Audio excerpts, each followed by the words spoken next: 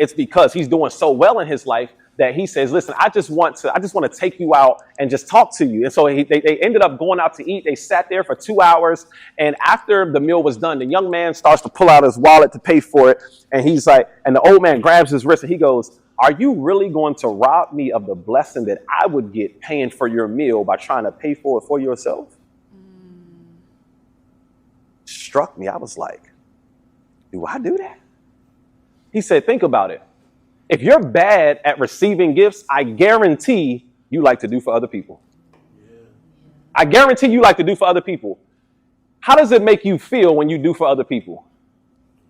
You feel real good. He said, realize you are robbing me of that same feeling every time you tell me no. He said, your problem is that you're only thinking about owing me something. If I didn't have it, I wouldn't have offered it to you. Even if it's my last, if I offered it to you, you should take it because I believe that I'm going to receive a blessing from this.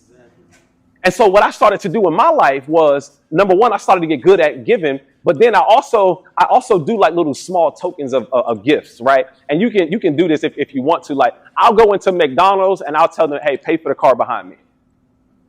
And then I'll just take the receipt and just write on it, pass it on. And I try to see how many cars back it'll go before, like, if who's going to pay for whose meal back. So we got to pass good energy throughout it. So I had to work on my self-image. I had to be good at receiving, because if you can't receive $1, you're not going to receive 10. It's going to be difficult for you to give.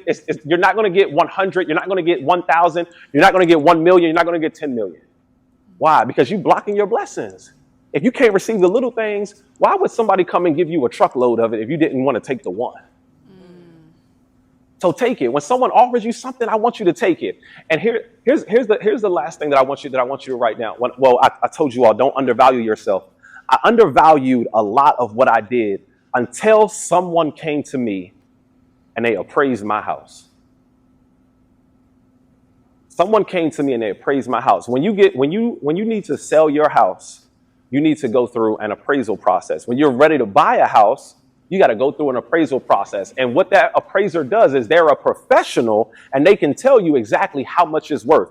Y'all, I had a gift and I didn't even know how much it was worth. You got a gift and you don't even know how much it's worth yet, but you got to go to an appraiser for somebody to say to you, hey, you got something special right here and the rest of the world needs that thing. And there are people whose success is tied to you being successful in that thing. Y'all, I was going and I was speaking, and the woman, she called me on the phone after she paid me. She said, Jeff, we have a problem. I said, what's the problem? She said,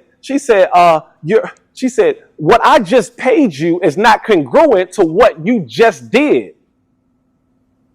I said, what?